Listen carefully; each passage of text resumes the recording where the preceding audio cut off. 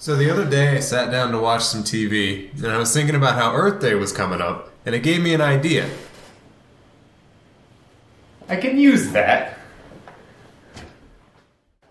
So I figured giving a new life to a bunch of garbage would be a good way to be in the spirit of Earth Day. You know, reduce, reuse, all that good stuff. So I took my light bulb and I decided to do some concept art for characters that I could turn it into. I was mostly trying to keep it pretty cartoonish and fairly simple so that overall it would be doable when I was using trash as my art supplies. I did a few basic concepts and then threw them at some friends for a vote. There was a pretty clear winner. With that decided, it was time to go paint on a face. I was about to say that this was the easy part, and it kinda was, but painting on glass is never a good time. I've painted on glass before, and it was really annoying for a few reasons, but honestly, I think I just have bad memories of trying to do something that was way too complex on a curved piece of glass, and it was just miserable. I can pretty confidently say that I will never do something as complicated as that mug again, but this face was fairly low detail and it wasn't really all that bad. Anyway though, the main issue with painting on glass is that your paint won't stick all that well, so you have to build it up in a few layers to get a solid base to paint on. On the plus side though, it is very easy to scrape off things that you didn't really like or wanted to change up. Bulb has a face now. The only issue is that this gentleman is not wearing clothes.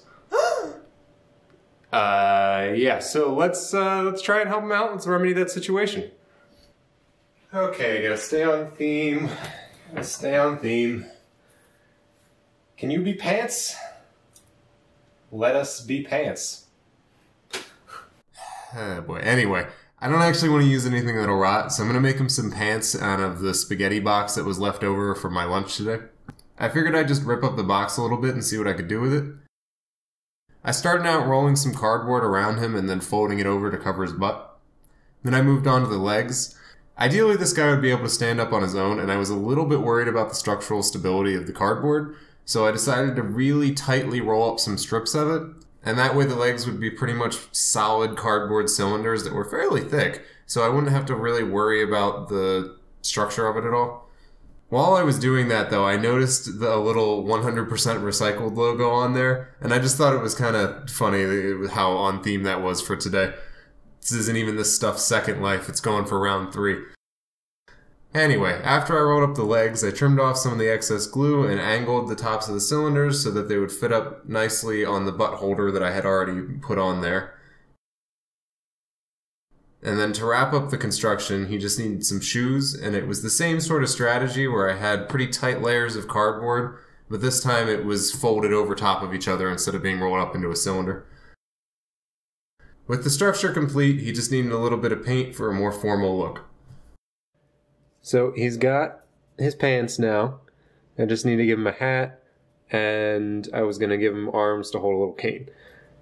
And for the sake of not just making everything out of the same cardboard box, I'm going to try and do the arms with this old rusty wire.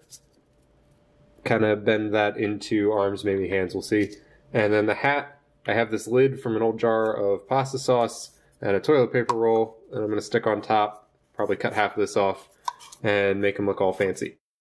The hat really wasn't too bad. I just had to cut the tube in half, trace out a circle, and glue it all together. It was a little tough to get the glue gun into the tube to glue on that top bit, but I survived. Throw a bit of black paint on there, and it was a very formal hat. The hands, on the other hand... Anyway, the hands were a smidge more time-consuming. This wire was pretty brittle, and it's probably because it's so old and rusty, but I had a few failed attempts because of it. That being said, I tried to keep these arms pretty simple to avoid snapping, and my original plan was even to only have 3 fingers, but it didn't look great. Felt more like chicken feet than hands, so I just went for the 5. By the time I was working on this second arm, I was in a pretty good rhythm with the bending and a few more twists and they were done. Alright, next up, this man needs a bow tie, and I'm thinking old granola bar wrapper.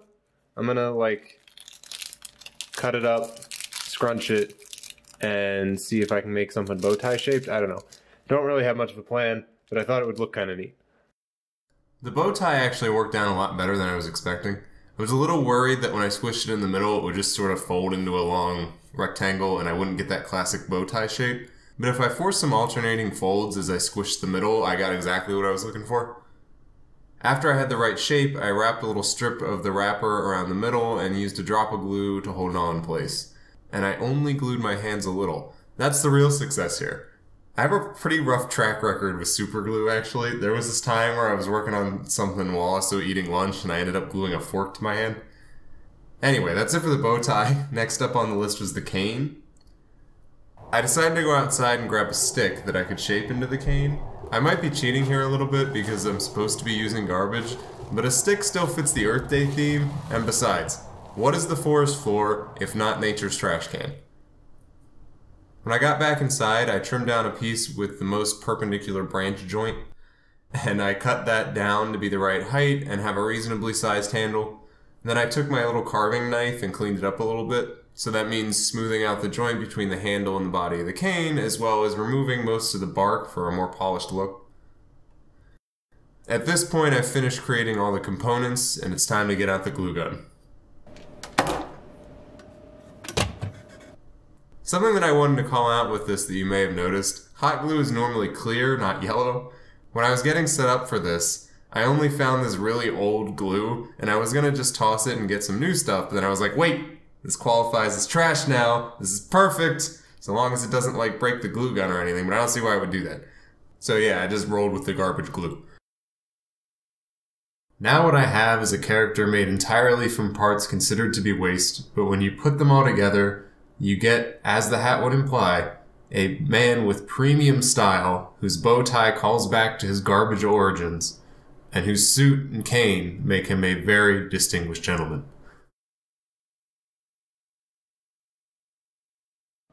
So yeah, there you have it. I made a little man out of pretty much entirely garbage, a little bit of paint, a little bit of glue. He even stands up on his own, mostly, if my hand was a little bit flatter. But yeah, that's going to be it for today. I have some more ambitious stuff planned coming up. So if you want to see any of that, make sure to subscribe. If you like this video, let me know. And I will see you in the next one.